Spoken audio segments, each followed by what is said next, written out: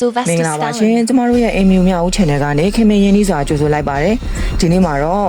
စင်းရဲချိုတဲ့ဒီဘဝကနေကဘာကျော်ဟောလိဝုဒ်ရုပ်ရှင်မင်းသားဖြစ်ခဲ့သူစီဘက်စတာစတာလိုအကြောင်းကိုပြောပြပေးမှာပဲဖြစ်ပါတယ်ရှင်စီဘက်စတာစတာလိုဟာလောကရဲ့အနှစ်30လောက်ကစပြီးယနေ့တိုင်းဟောလိဝုဒ်ရုပ်ရှင်လောကမှာလူကြိုက်အများဆုံးကဘာကျော်ကြားဆုံးမင်းသားတစ်ယောက်ပါသူတရုပ်ဆောင်ခဲ့တဲ့ Rocky လက်ဝဲဇာတ်လမ်းတွေ Rambo Vietnam စစ်ပြန်တစ်ယောက်ရဲ့စော်စားခန်းဇာတ်လမ်းတွေဟာဟောလိဝုဒ်မှာလူကြိုက်အများဆုံးနဲ့ဝင်ငွေအကောင်းဆုံးရုပ်ရှင်ကားတွေဖြစ်ခဲ့ပါတယ်စတာလုံးဟာရုပ်ရှင်မင်းသားအဖြစ်အောင်မြင်ခဲ့ရုံမကသေးပါဘူး။စင်းရဲသားကနေကြီးပွားအောင်မြင်သွားသူ Red Richard တွေအကြောင်းကိုအမေရိကန်လူငယ်တွေကိုပြောပြတဲ့ဟောပြောပွဲတွေမှာဆိုရင်စတာလုံးကိုစံပြထားပြီးပြောလို့ရှိပါတယ်။သူ့လိုလူငယ်တွေကိုစူးစမ်းစီခြင်းလို့ပါ။စတာလုံးကဘာတွေများကြီးကြီးကျယ်ကျယ်လုပ်ခဲ့လို့လဲနားထောင်ကြည့်ပါ။စတာလုံးဟာငယ်ငယ်တုန်းကအတော်လေးဆင်းရဲခဲ့ပါတယ်။ဆင်းရဲပေမဲ့ရုပ်ရှင်မင်းသားအရန်ဖြစ်ချင်ခဲ့တယ်။အားရင်တယောက်တည်းတရုပ်ဆောင်အမူအရာကျစ်တယ်။စတာလုံးမှာမိမတွေကြားလောက်တဲ့မျက်နှာပေါင်းနဲ့အချိုးဆက်ပြပြတဲ့ခန္ဓာကိုယ်ကိုပိုင်ဆိုင်ထားတယ်။ဒါပေမဲ့သူ့မှာအားနည်းချက်တစ်ခုရှိတယ်။သူ့ကိုမွေးတော့ကဆရာဝန်က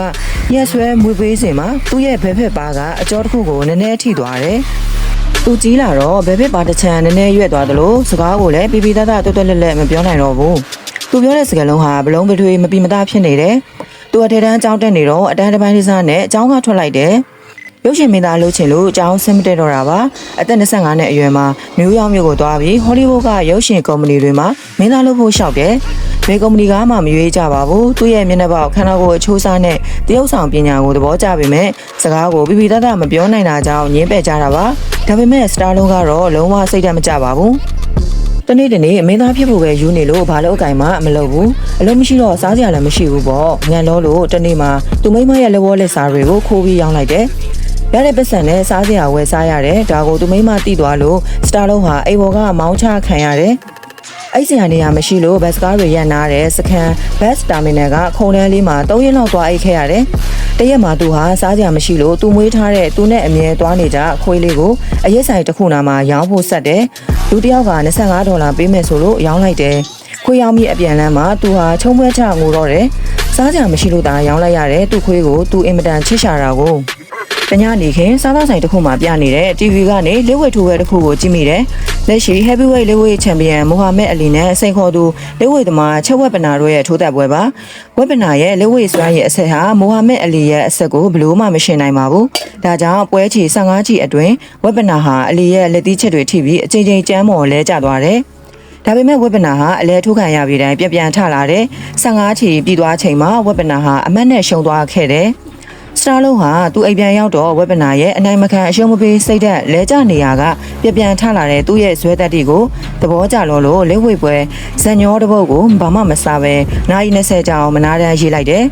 ဇန်ညောကိုအသေးချာပြန်ဖက်ရင်3ရက်အတွင်းအချောတက်လိုက်တယ်ရက်အတန်ကြာမှာသူရုပ်ရှင်ဇန်ညောကိုဟောလိဝုဒ်ကရုပ်ရှင်ထုတ်လုပ်တဲ့ကုမ္ပဏီတွေဒရိုက်တာတွေကိုလိုက်ပြပြီးရောင်းဖို့ကန့်လန့်တယ်ဘယ်သူမှမကြိုက်ကြဘူးနောက်ဆုံးတော့ထုတ်လုပ်သူတယောက်ကစိတ်ဝင်စားလို့ရုပ်ရှင်ရိုက်မယ်လို့ပြောတယ်။ဇန်ညောကို$3,200ခွဲနဲ့ဝယ်မယ်လို့ကန်လန်းတယ်။စတာလုံးကအဲ့ဒီရုပ်ရှင်မှာသူ့ကိုမင်းသားတင်ရိုက်မှရောင်းမယ်လို့ပြောတယ်။သဘောတူညီမှုမရကြလို့စတာလုံးလည်းသူ့ဇန်ညောကိုပြန်ယူလာခဲ့တယ်။နှစ်ပတ်လောက်ကြာတော့အဲ့ဒီထုတ်လုပ်သူကသူ့ဇန်ညောကို$2,000ခွဲထိတိုးပေးမယ်လို့ကန်လန်းပြန်တယ်။စတာလုံးကလည်းသူ့ကိုမင်းသားတင်မရရင်မရောင်းဘူးလို့ညင်းတယ်။နောက်ဆုံးထုတ်လုပ်သူက$3,000ခွဲထိတိုးပေးမယ်ပြောပြန်တယ်။အဲ့ဒီအချိန်က$3,000ခွဲဆိုတာအခုခေတ်မှာ$1 တန်းနဲ့ညီမျှပါတယ်စတာလုံးဟာအရင်အတိုင်းပဲမင်းသားမလုပ်ရရင်မရောဘူးလို့ညင်းတုံးပဲအဲ့ဒီအချိန်မှာသူ့လက်ထဲမှာငွေ$106ပဲရှိတယ်သူတစ်သက်လုံးမင်းလာခဲ့တဲ့မင်းသားအိမ်မကို$3,000ခွဲနဲ့မလဲနိုင်လို့ပါ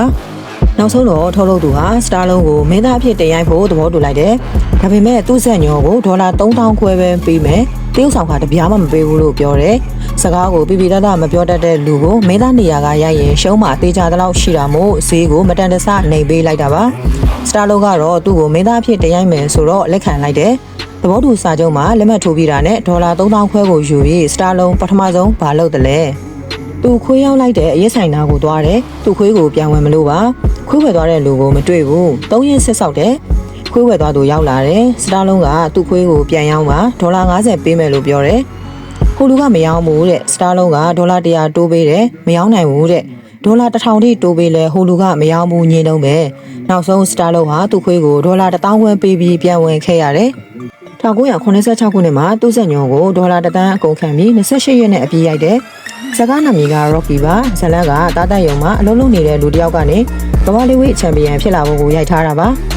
ရုပ်ရှင်ထဲမှာသူခွေးတောင်ထက်ရိုက်ထားသေးတယ်စတာလုံးရဲ့တရုပ်ဆောင်ကောင်းတာရဲ့ဇလန်းဇက်ကွက်ကောင်းတာတွေကြောင့် Rocky ရုပ်ရှင်ကားဟာအရန်အောင်မြင်သွားတယ်နှုတ်တရဲ့တစ်ဖက်အတွင်းမှာပဲဒေါ်လာတန်300နီးပါးဝင်ငွေရခဲ့တဲ့အခုခနဲ့ဆိုရင်ဒေါ်လာ10ဘီလီယံလောက်ရှိမှာပေါ့ Rocky ရုပ်ရှင်ကားဟာ Oscar ဆုကြီး3ဆုရသွားသလိုစတာလုံးဟာလည်း Oscar မင်းသားဆုနောက်ဆုံးစကားတဲ့အဆင့်မှာပါခဲ့ပါတယ်သူလည်းကမ္ဘာကျော်မင်းသားတစ်လက်ဖြစ်သွားတဲ့အပြင်ရုပ်ရှင်ကအမြတ်ငွေတွေထက်ကအချိုးကျခံစားခွင့်ငွေတွေရလို့တန်းကျဲတထေးတယောက်ဖြစ်ချင်းဖြစ်သွားခဲ့တယ်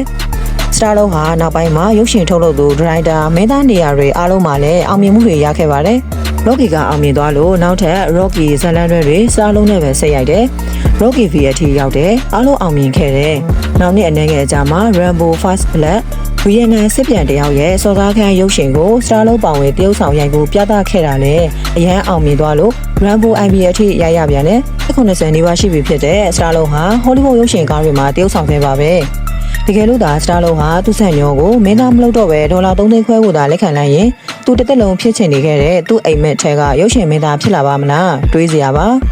လူတိုင်းမှာအိမ်မက်ကိုယ်စီရှိကြတယ်ဘဝမှာလှုပ်ချင်တာဖြစ်ချင်တာလေးတွေစိတ်ကူးတွေရှိကြပါတယ်အဲ့ဒီအိမ်မက်စိတ်ကူးတွေအကောင့်ထဲပေါ်ဖို့ကြောက်နေမယ်တွေးဝေနေမယ်တုတ်ဆိုင်နေမယ်ဆိုရင်စားစရာမရှိတဲ့ဘဝကနေအောင်မြင်ကြော်ကြားသွားတဲ့စတာလုံးအကြောင်းကိုသတိရလိုက်ပါကဲပရိသတ်ကြီးတို့ရေဒီနေ့ကတော့ဒီလောက်ပါပဲဗီဒီယိုလေးကိုအဆုံးထိကြည့်ရှုပေးသွားတဲ့တယောက်ချင်းစီတိုင်းကိုလည်းကျေးဇူးအထူးတင်ပါတယ်ရှင်